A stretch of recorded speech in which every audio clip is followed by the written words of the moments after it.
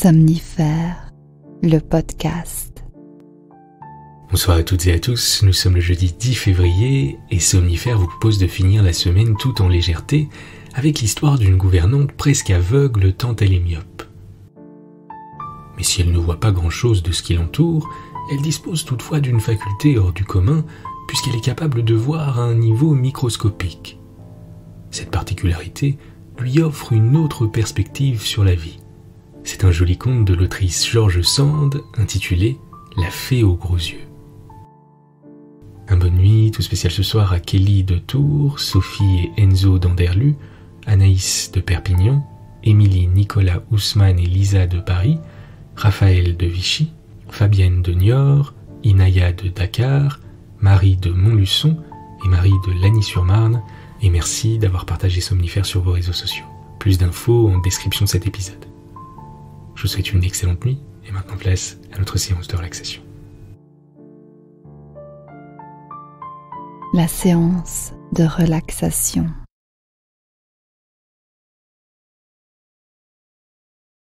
Pendant quelques instants, ne faites rien d'autre que d'observer simplement votre respiration et l'air qui entre et sort de vos narines. Et vous pouvez, si votre position le permet, mettre une main sur votre ventre et vous laisser bercer par ces mouvements.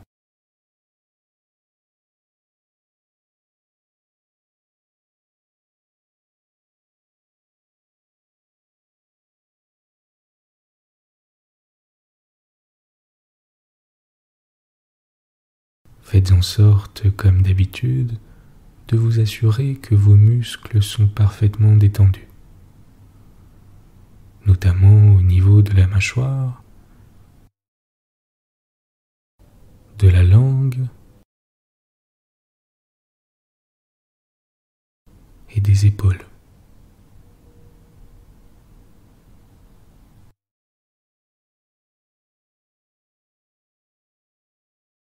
Portez à présent toute votre attention sur vos deux mains et observez simplement vos sensations pendant quelques instants.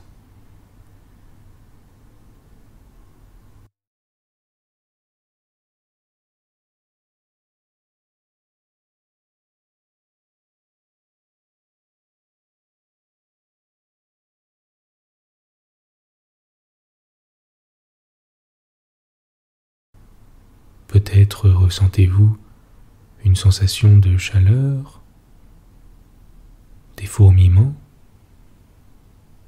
des picotements.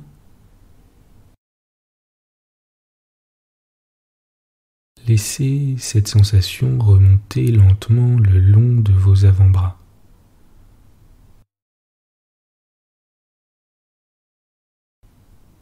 Jusqu'à vos épaules,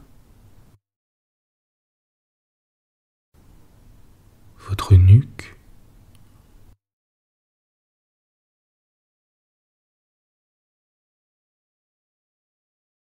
et l'ensemble de votre dos.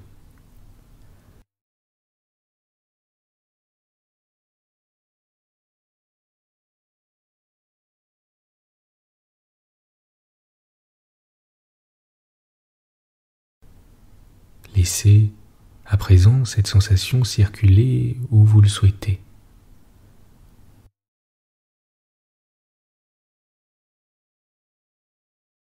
Autorisez-vous simplement à ne porter votre attention que sur cette sensation.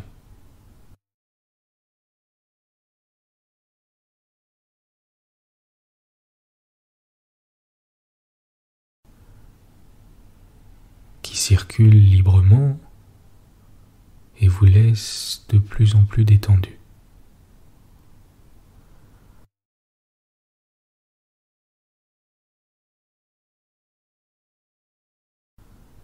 Laissez votre respiration s'apaiser, s'adoucir, et votre corps s'enfoncer dans le matelas un peu plus à chaque expire.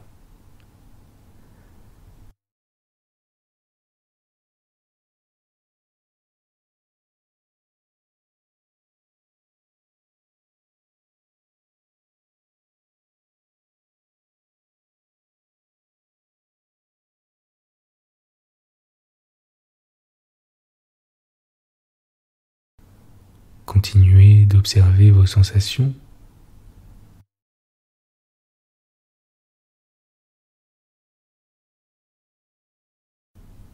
Les appuis de votre corps contre le matelas.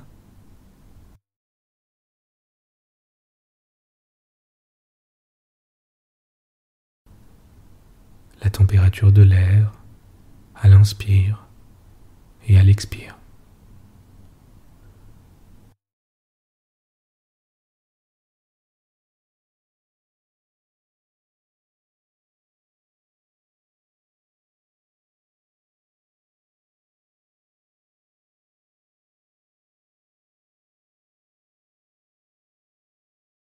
Votre ventre qui monte et qui descend.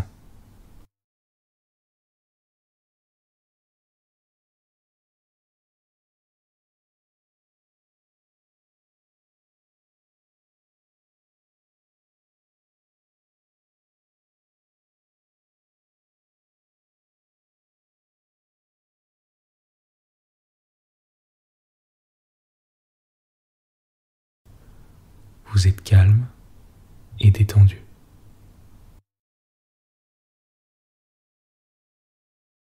L'histoire du soir.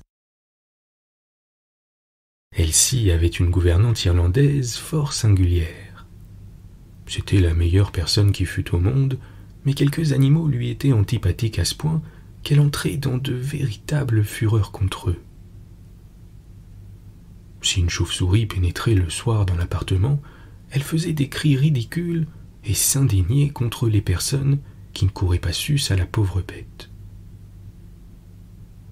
Comme beaucoup de gens éprouvent de la répugnance pour les chauves-souris, on n'eût pas fait grande attention à la sienne si elle ne se fût étendue à de charmants oiseaux, les fauvettes, les rouges-gorges, les hirondelles et autres insectivores, sans en excepter les rossignols qu'elle traitait de cruelles bêtes.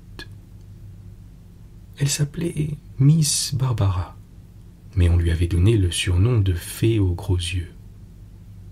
Fée parce qu'elle était très savante et très mystérieuse. Aux gros yeux parce qu'elle avait d'énormes yeux clairs, saillants et bombés, que la malicieuse Elsie comparait à des bouchons de carafe. Elsie ne détestait pourtant pas sa gouvernante, qui était pour elle l'indulgence et la patience même. Seulement, elle s'amusait de ses bizarreries et surtout de sa prétention à voir mieux que les autres, bien qu'elle eût pu gagner le grand prix de myopie au concours de la conscription. Elle ne se doutait pas de la présence des objets, à moins qu'elle ne les touchât avec son nez, qui par malheur était des plus courts.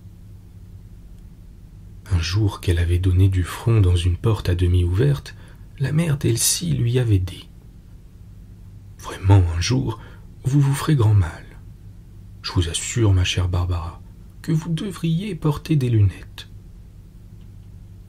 Barbara lui avait répondu avec vivacité. « Des lunettes, moi, jamais. Je craindrais de me gâter la vue. » Et comme on essayait de lui faire comprendre que sa vue ne pouvait pas devenir plus mauvaise, elle avait répliqué sur un ton de conviction triomphante qu'elle ne changerait avec qui que ce soit les trésors de sa vision. Elle voyait les plus petits objets comme les autres avec les loupes les plus fortes. Ses yeux étaient deux lentilles de microscope qui lui révélaient à chaque instant des merveilles inappréciables aux autres. Le fait est qu'elle comptait les fils de la plus fine batiste et les mailles des tissus les plus déliés, là où Elsie, qui avait ce qu'on appelle de bons yeux, ne voyait absolument rien. Longtemps, on l'avait surnommée Miss Frog, grenouille. Et puis, on l'appela Miss Maybug, hanneton, parce qu'elle se cognait partout. Enfin, le nom de Fée aux gros yeux prévalut, parce qu'elle était trop instruite et trop intelligente pour être comparée à une bête, et aussi parce que tout le monde, en voyant les découpures et les broderies merveilleuses qu'elle savait faire, disait « c'est une véritable fée ». Barbara ne semblait pas indifférente à ce compliment, et elle avait coutume de répondre « Qui sait? Peut-être. » Un jour, Elsie lui demanda si elle disait sérieusement une pareille chose, et Miss Barbara répéta d'un air malin. « Peut-être, ma chère enfant, peut-être. » Il n'en fallut pas davantage pour exciter la curiosité d'Elsie. Elle ne croyait plus aux fées car elle était déjà grandelette, elle avait bien 12 ans. Mais elle regrettait fort de n'y plus croire, et il n'eût pas fallu la prier beaucoup pour qu'elle y crût encore. Le fait est que Miss Barbara avait d'étranges habitudes. Elle ne mangeait presque rien et ne dormait presque pas. On n'était même pas bien certain qu'elle dormît, car on n'avait jamais vu son lit défait. On disait qu'elle le refaisait elle-même chaque jour de grand matin en s'éveillant, parce qu'elle ne pouvait dormir que dans un lit dressé à sa guise. Le soir, aussitôt qu'Elsie quittait le salon en compagnie de sa bonne qui couchait auprès d'elle, Miss Barbara se retirait avec empressement dans le pavillon qu'elle avait choisi et demandé pour logement, et on assurait qu'on y voyait de la lumière jusqu'au jour. On prétendait même que la nuit, elle se promenait avec une petite lanterne, en parlant tout haut avec des êtres invisibles. La bonne d'Elsie en disait tant qu'un beau soir, Elsie éprouva un irrésistible désir de savoir ce qui se passait chez sa gouvernante et de surprendre les mystères du pavillon. Mais comment oser aller la nuit dans un pareil endroit? Il fallait faire au moins 200 pas à travers un massif de lilas que couvrait un grand cèdre, suivre sous ce double ombrage une allée étroite, sinueuse et toute noire. Jamais, pensa Elsie, je n'aurai ce courage-là. Les sots propos des bonnes l'avaient rendue peureuse. Aussi ne s'y hasarda-t-elle pas. Mais elle se risqua pourtant le lendemain à questionner Barbara sur l'emploi de ses longues veillées. « Je m'occupe, » répondit tranquillement la fée aux gros yeux. « Ma journée entière vous est consacrée, le soir m'appartient. Je l'emploie à travailler pour mon compte. »« Vous ne savez donc pas tout, que vous étudiez toujours. Plus on étudie, mieux on voit qu'on ne sait rien encore. Mais qu'est-ce que vous étudiez donc tant? Le latin, le grec? Je sais le grec et le latin. C'est autre chose qui m'occupe. Quoi donc? Vous ne voulez pas le dire. Je regarde ce que moi seul je peux voir. Vous voyez quoi? Permettez-moi de ne pas vous le dire, vous voudriez le voir aussi et vous ne pourriez pas, ou vous le verriez mal, ce qui serait un chagrin pour vous. C'est donc bien beau ce que vous voyez. Plus beau que tout ce que vous avez vu et verrez jamais de beau dans vos rêves. Ma chère Miss Barbara, faites-le moi voir, je vous en supplie. Non, mon enfant, jamais. Cela ne dépend pas de moi. Eh bien, je le verrai, s'écria Elsie dépitée. J'irai la nuit chez vous, et vous ne me mettrez pas dehors. Je ne crains pas votre visite. Vous n'oseriez jamais venir. Il faut donc du courage pour assister à vos sabbats. Il faut de la patience, et vous en manquez absolument. Elsie prit de l'humeur et parla d'autre chose. Puis elle revint à la charge et tourmenta si bien la fée que celle-ci promit de la conduire le soir à son pavillon, mais en l'avertissant qu'elle ne verrait rien ou ne comprendrait rien à ce qu'elle verrait. Voir quelque chose de nouveau, d'inconnu, quelle soif, quelle émotion pour une petite fille curieuse. Elsie n'eut pas d'appétit à dîner, elle bondissait involontairement sur sa chaise, elle comptait les heures, les minutes. Enfin, après les occupations de la soirée, elle obtint de sa mère la permission de se rendre au pavillon avec sa gouvernante. À peine était-elle dans le jardin qu'elles firent une rencontre dont Miss Barbara parut fort émue. C'était pourtant un homme d'apparence très inoffensif que M. Batt, le précepteur des frères d'Elsie. Il n'était pas beau. Maigre, très brun, les oreilles et le nez pointus, et toujours vêtu de noir de la tête aux pieds, avec des habits à longues basques très pointus aussi. Il était timide, craintif même. Hors de ses leçons, il disparaissait comme s'il eût éprouvé le besoin de se cacher. Il ne parlait jamais à table, et le soir, en attendant l'heure de présider au coucher de ses élèves, il se promenait en rond sur la terrasse du jardin, ce qui ne faisait de mal à personne, mais paraissait être l'indice d'une tête sans réflexion, livrée à une oisiveté stupide. Miss Barbara n'en jugeait pas ainsi. Elle avait M. Batt en horreur, d'abord à cause de son nom, qui signifie « chauve-souris » en anglais. Elle prétendait que quand on a le malheur de porter un pareil nom, il faut s'expatrier afin de pouvoir s'en attribuer un autre en pays étranger. Et puis, elle avait toutes sortes de préventions contre lui. Elle lui en voulait d'être de bon appétit, elle le croyait vorace et cruel. Elle assurait que ces bizarres promenades en rond dénotaient les plus funestes inclinations et cachaient les plus sinistres desseins.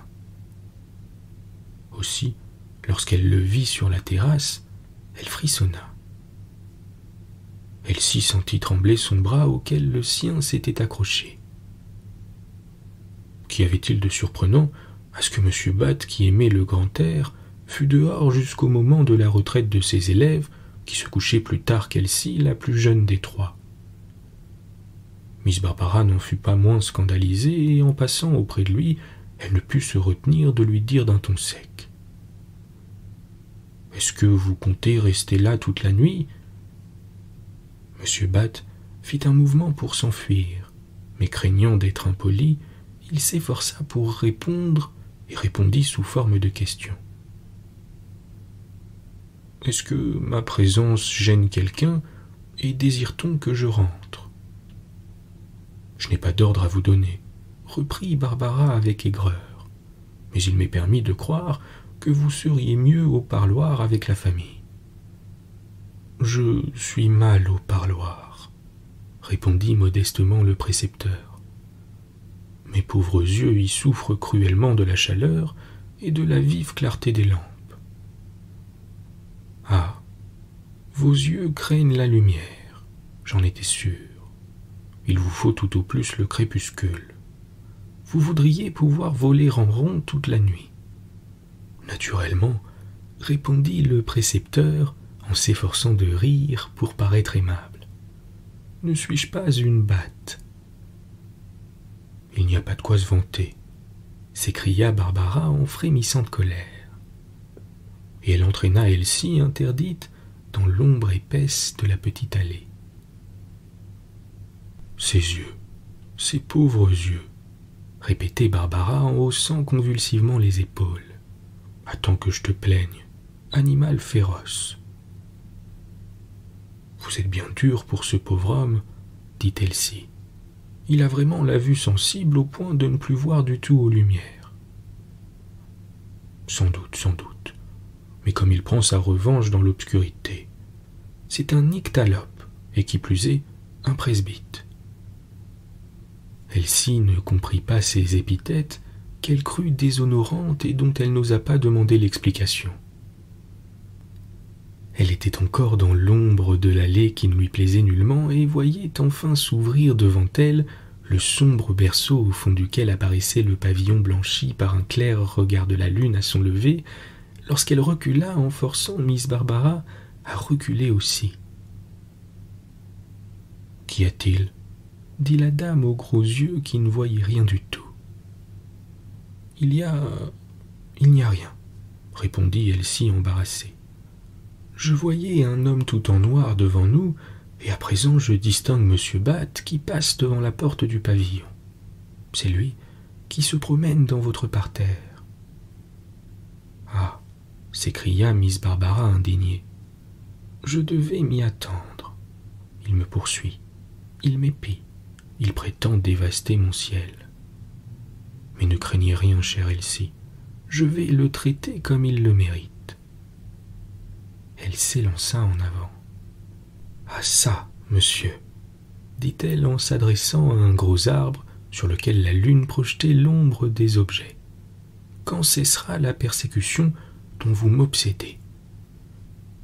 Elle allait faire un beau discours lorsqu'Elsie l'interrompit en l'entraînant vers la porte du pavillon et en lui disant « Chère Miss Barbara, vous vous trompez, vous croyez parler à M. Batt et vous parlez à votre ombre.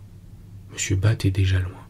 Je ne le vois plus et je ne pense pas qu'il ait eu l'idée de nous suivre. » « Je pense le contraire, moi, » répondit la gouvernante.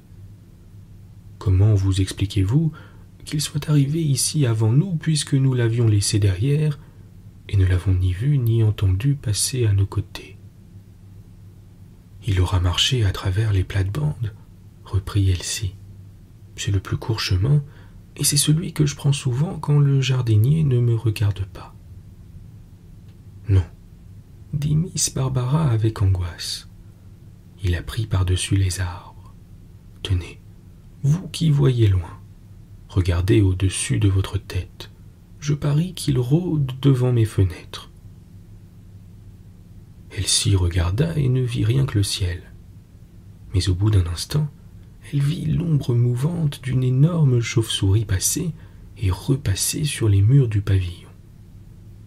Elle n'en voulut rien dire à Miss Barbara dont les manies l'impatientaient en retardant la satisfaction de sa curiosité. Elle la pressa d'entrer chez elle en lui disant qu'il n'y avait ni chauve-souris ni précepteur pour les épier.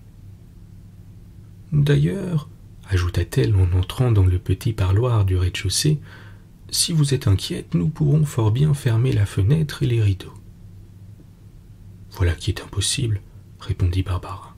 « Je donne un bal et c'est par la fenêtre que mes invités doivent se présenter chez moi. »« Un bal ?» s'écria Elsie stupéfaite. « Un bal dans ce petit appartement ? Des invités qui doivent entrer par la fenêtre ? Vous vous moquez de moi, Miss Barbara. »« Je dis un bal, un grand bal, » répondit Barbara en allumant une lampe qu'elle posa sur le bord de la fenêtre. « Des toilettes magnifiques, un luxe inouï. »« Si cela est, dit Elsie, ébranlée par l'assurance de sa gouvernante, je ne puis rester ici dans le pauvre costume où je suis. Vous eussiez dû m'avertir, j'aurais mis ma robe rose et mon collier de perles. »« Oh ma chère, » répondit Barbara en plaçant une corbeille de fleurs à côté de la lampe. « Vous auriez beau vous couvrir d'or et de pierreries, vous ne feriez pas le moindre effet à côté de mes invités. » Elsie, un peu mortifiée, garda le silence et attendit. Miss Barbara mit de l'eau et du miel dans une soucoupe en disant « Je prépare les rafraîchissements. » Puis tout à coup, elle s'écria « En voici un. C'est la princesse Nepticula Marginicolella, avec sa tunique de velours noir traversée d'une large bande d'or. Sa robe est en dentelle noire avec une longue frange. Présentons-lui une feuille d'orme, c'est le palais de ses ancêtres où elle a vu le jour. Attendez, donnez-moi cette feuille de pommier pour sa cousine germaine, la belle Maléla, dont la robe noire a des lames d'argent et dont la jupe frangée est d'un blanc nacré. Donnez-moi du genêt en fleurs pour réjouir les yeux de ma chère Sémiostomas partifoliella, qui approche avec sa toilette blanche à ornements noirs et or. Voici des roses pour vous, marquise Nepticula centifoliella. Regardez, chère Elsie, admirez cette tunique grenat brodée d'argent. Et ces deux illustres lavernides. Linella, qui porte sur sa robe une écharpe orange brodée d'or, tandis que Schrankella a l'écharpe orange lamée d'argent. Quel goût, quelle harmonie dans ces couleurs voyantes, adoucies par le velouté des étoffes, la transparence des franges soyeuses et l'heureuse répartition des quantités. La Délide Panzerella est tout en drap d'or bordé de noir, sa jupe est lilas à franges d'or. Enfin, la Pyrale Rosella que voici, et qui est une des plus simples, a la robe de dessous d'un rose vif teinté de blanc sur les bords. Quel heureux effet produit sa robe de dessous d'un brun clair. Elle n'a qu'un défaut, c'est d'être un peu grande. Mais voici venir une troupe de véritables mignonnes exquises. Ce sont des tinéines vêtues de brun et semées de diamants, d'autres blanches avec des perles sur de la gaze, disponctées là à 10 gouttes d'or sur sa robe d'argent. Voici de très grands personnages d'une taille relativement imposante. C'est la famille des Adélides, avec leurs antennes 20 fois plus longues que leur corps, et leurs vêtements d'or à reflets rouges ou violets qui rappellent la parure des plus beaux colibris. Et à présent, voyez la foule qui se presse. Il en viendra encore et toujours. Et vous ne saurez laquelle de ces reines du soir admirer le plus pour la splendeur de son costume et le goût exquis de sa toilette. Les moindres détails du corsage, des antennes et des pattes sont d'une délicatesse inouïe, et je ne pense pas que vous ayez jamais vu nulle part de créatures aussi parfaites. À présent, remarquez la grâce de leurs mouvements, la folle et charmante précipitation de leur vol, la souplesse de leurs antennes qui est un langage, la gentillesse de leurs attitudes. N'est-ce pas, Elsie, que c'est là une fête inénarrable, et que toutes les autres créatures sont laides, monstrueuses et méchantes en comparaison de celle-ci? Je dirai tout ce que vous voudrez pour vous faire plaisir, répondit Elsie désappointée. Mais la vérité est que je ne vois rien, ou presque rien, de ce que vous me décrivez avec tant d'enthousiasme. J'aperçois bien autour de ces fleurs et de cette lampe des vols de petits papillons microscopiques, mais je distingue à peine des points brillants et des points noirs, et je crains que vous ne puisiez dans votre imagination les splendeurs dont il vous plaît de les revêtir. Elle ne voit pas, elle ne distingue pas, s'écria douloureusement la fée aux gros yeux. Pauvre petite, j'en étais sûr, je vous l'avais bien dit, que votre infirmité vous priverait des joies que je savoure. Heureusement, j'ai su compatir à la débilité de vos organes. Voici un instrument dont je ne me sers jamais, moi, et que j'ai emprunté pour vous à vos parents. Prenez et regardez. Elle offrait à Élise une forte loupe dont, faute d'habitude, Elsie eut quelque peine à se servir. Enfin, elle réussit, après une certaine fatigue, à distinguer la réelle et surprenante beauté d'un de ces petits êtres. Elle en fixa un autre et vit que Miss Barbara ne l'avait pas trompée.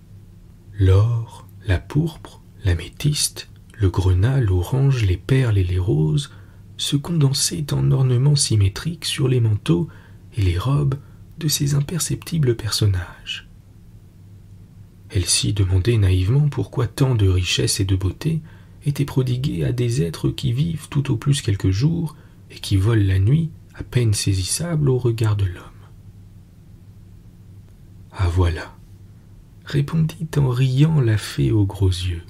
« Toujours la même question. Ma pauvre Elsie, les grandes personnes la font aussi, c'est-à-dire qu'elles n'ont pas plus que les enfants l'idée saine des lois de l'univers. Elles croient que tout a été créé pour l'homme et que ce qu'il ne voit pas ou ne comprend pas ne devrait pas exister. Mais moi, la fée aux gros yeux, comme on m'appelle, je sais ce qui est simplement beau et aussi important que ce que l'homme utilise. Et je me réjouis quand je contemple des choses ou des êtres merveilleux dont personne ne songe à tirer parti. Mes chers petits papillons sont répandus par milliers de milliards sur la terre. Ils vivent modestement en famille sur une petite feuille, et personne n'a encore eu l'idée de les tourmenter. « Fort bien, dit Elsie, mais les oiseaux, les fauvettes, les rossignols s'en nourrissent, sans compter les chauves-souris. » Les chauves-souris, ah vous m'y faites songer. La lumière qui attire mes pauvres petits amis et qui me permet de les contempler attire aussi ces horribles bêtes qui rôdent des nuits entières, la gueule ouverte, avalant tout ce qu'elles rencontrent. Allons, le bal est fini, éteignons cette lampe. Je vais allumer ma lanterne, car la lune est couchée, et je vais vous reconduire au château. » Comme elle descendait les marches du petit perron du pavillon. « Je vous l'avais bien dit, Elsie, » ajouta Miss Barbara. « Vous avez été déçue dans votre attente, vous n'avez vu qu'imparfaitement mes petites fées de la nuit et leurs danses fantastiques autour de mes fleurs. Avec la loupe, on ne voit qu'un objet à la fois, et quand cet objet est un être vivant, on ne le voit qu'au repos. Moi, je vois tout mon cher petit monde à la fois. Je ne perds rien de ses allures et de ses fantaisies. Je vous en ai montré fort peu aujourd'hui. La soirée était trop fraîche et le vent ne donnait pas du bon côté. C'est dans les nuits d'orage que j'en vois des milliers se réfugier chez moi, ou que je les surprends dans leurs abris de feuillage et de fleurs. Je vous en ai nommé quelques-uns, mais il y en a une multitude d'autres qui, selon la saison, éclosent à une courte existence d'ivresse, de parure et de fête. On ne les connaît pas tous, bien que certaines personnes savantes et patientes les étudient avec soin et que l'on ait publié de gros livres où ils sont admirablement représentés avec un fort grossissement pour les yeux faibles. Mais ces livres ne suffisent pas, et chaque personne bien douée et bien intentionnée peut grossir le catalogue acquis à la science par des découvertes et des observations nouvelles. Pour ma part, j'en ai trouvé un grand nombre qui n'ont encore ni leur nom ni leur portrait publié, et je m'ingénie à réparer à leur profit l'ingratitude ou le dédain de la science. Il est vrai qu'ils sont si petits que peu de personnes daigneront les observer. « Est-ce qu'il y en a de plus petits que ceux que vous m'avez montrés ?» dit Elsie qui, voyant Miss Barbara arrêtée sur le perron, s'était appuyée sur la rampe. Elsie avait veillé plus tard que de coutume. Elle n'avait pas eu toute la surprise et tout le plaisir qu'elle se promettait, et le sommeil commençait à la gagner. « Il y a des êtres infiniment petits dont on ne devrait pas parler sans respect, » répliqua Miss Barbara qui ne faisait pas attention à la fatigue de son élève. « Il y en a qui échappent au regard de l'homme et au plus fort grossissement des instruments. Du moins, je le présume et je le crois, moi qui en vois plus que la plupart des gens n'en peuvent voir. Qui peut dire à quelle dimension, apparente pour nous, s'arrête la vie universelle?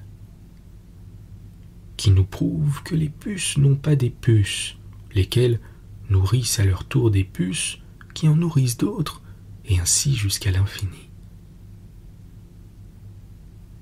Quant aux papillons, puisque les plus petits que nous puissions apercevoir sont incontestablement plus beaux que les gros, il n'y a pas de raison pour qu'il n'en existe pas une foule d'autres encore plus beaux et plus petits, dont les savants ne soupçonnent l'existence.